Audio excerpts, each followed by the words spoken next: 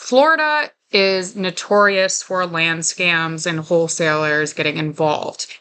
Now, there's nothing necessarily wrong with the wholesaler getting involved, but there is some wrongdoing being done when transparency is not being prioritized, and or when a broker or seller cannot identify if they actually have an end buyer or a wholesaler in their transaction.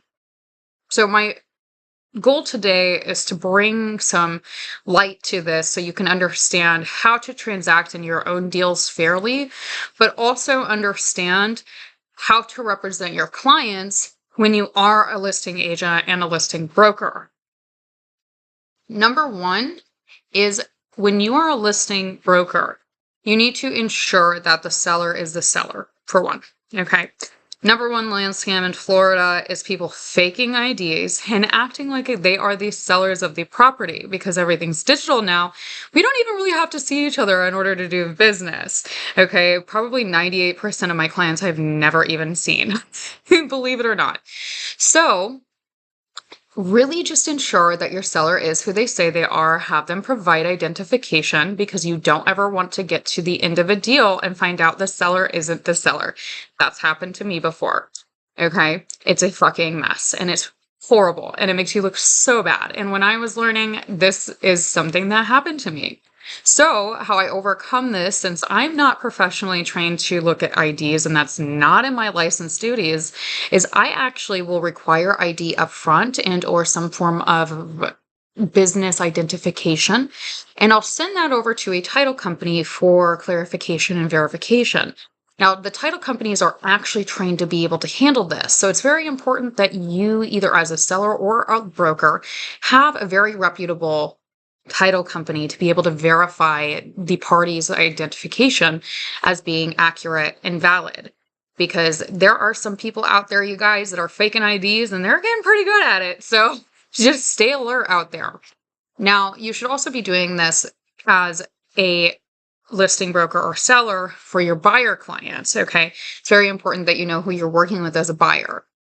So, number two, when you're entering into a contract with a buyer as a seller or a listing broker representing a seller, you need to look for a couple red flags.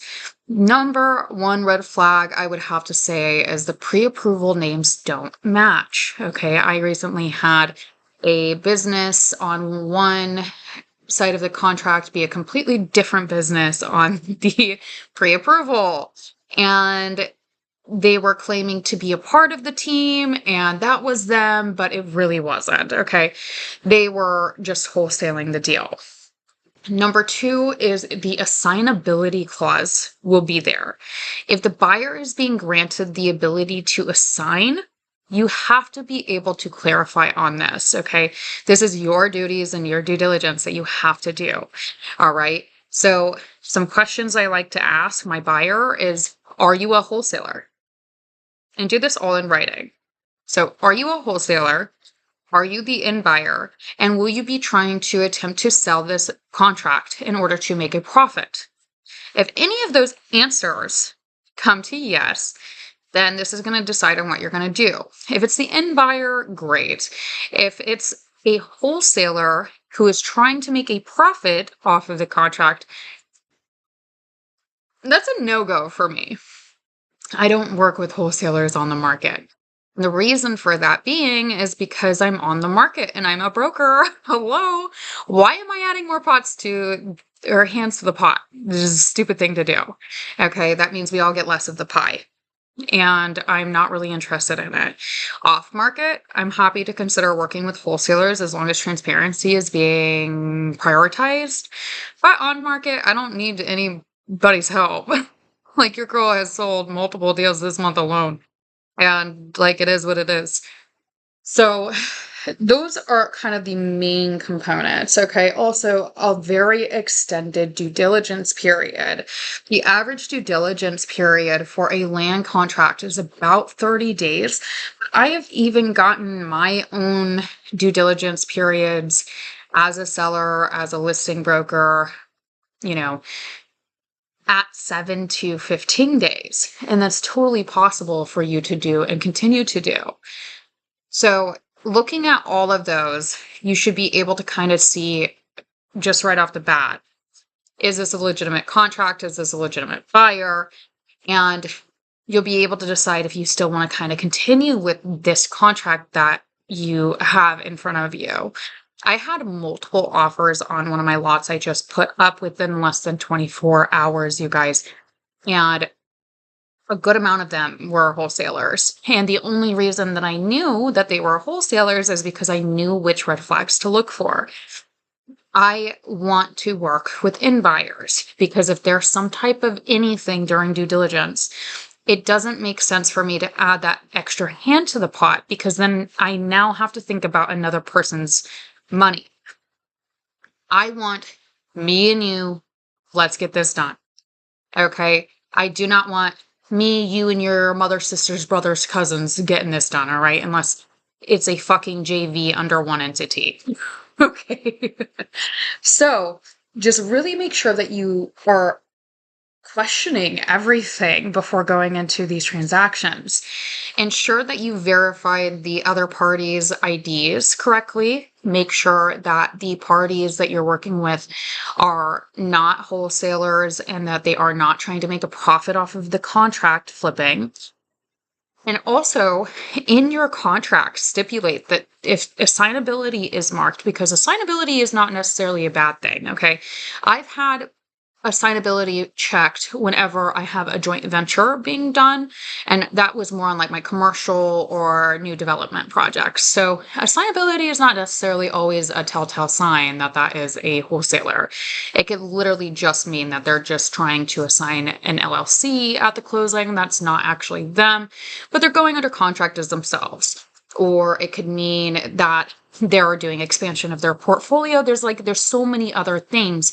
And this is why you have to clarify with them, like, why do you need assignability checked? Because like we usually don't need that unless there's a legitimate purpose.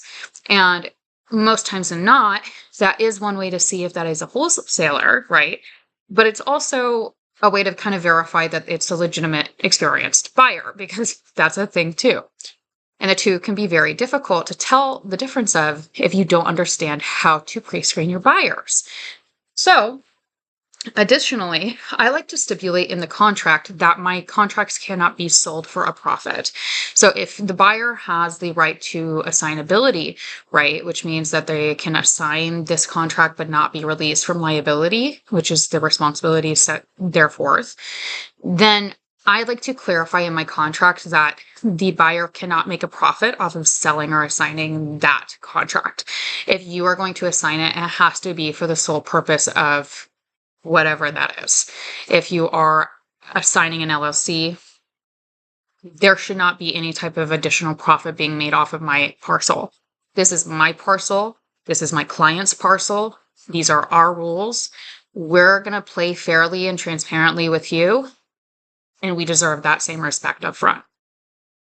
So knowing these facts, I really hope that you guys are able to transact in your own transactions more confidently and also provide proper representation to your clients. Now, additionally, I would recommend that you get really good broker on your side. If you don't have a good real estate broker in the state of Florida, I am available for hire. I've represented hundreds of people before. Since 2023, I've done over 300 transactions successfully closed on and off market. And also, you're going to need a title company. Title company has to be very well experienced in vacant land sales and be able to really have confidence in their ability to identify a fake ID and or just be able to disclose some realities because there's a lot of title companies that will not open their mouth when they see something. They will stay quiet. And that's concerning to me. My title companies, they come to me and they say, hey, I'm just letting you know, but this might be the blah, blah, blah, blah, blah before you go into this. Thank you. And then that helps me. Okay. You need to have good relationships So listing broker, title company, and also an attorney. All right. If you don't want to work with a listing broker, which is completely within your rights as a seller and a buyer, you need an attorney, because there's going to come times and points where you don't know what the fuck you're doing, and that's okay. But you need to be able to identify those times and points to be able to hand it off to your attorney. You want that existing relationship with all of those parties, just because if you ever need one of them, like, you want somebody you can trust. You don't want to be making new connections that you cannot ever trust and always rolling those over. You want long-lasting relationships where it's like, hey, I just fell down and I can rely on you to catch me. So just ensure that the people you're working with you can trust. And that's really all I have for now. So get out there, make some sales, and close some deals. If you need me, I am here. Like I said, I work the entire state of Florida, and I'm available for hire. This month alone, I closed 5 transactions, 4 sales, 1 rental. And since 2023, I've done over about 300. So that's on and off market. So with this being known, I could say I'm pretty experienced. And that's in addition to my other prior volumes, because I've been in this business 5 to 6 years. So keep my number. My name's Mickayla Fatovic. I am the broker, owner of Elite Class Property Management and Real Estate Company. My phone number is 201-952-4665. My email is broker@localpmc.com. We do everything and anything real estate. So if you guys are looking for management, selling, buying, exchanging, hit your girl up, leasing, like, we got you. We got you 100%. So we're always happy to be hired for representation and or just as a transaction broker, just to ensure that you have a smooth and fair transaction to the best of our abilities. We also have a bunch of resources that we're going to end up giving to you once you are an active customer and client with us, which is great, because then you don't have to worry about doing all of that searching that we've had to do ourselves. And you get to work with people that we trust and that we work with on a daily basis. So I will talk to you guys later. And please comment below if you guys have ever experienced any type of land scam in the state of Florida, because I'd love to hear your stories, and we will see you on the next one. All right, guys. Don't forget to hit the subscribe and like button, because your support means the world to me, and I couldn't do it without you. All right. See you on the flip. Bye.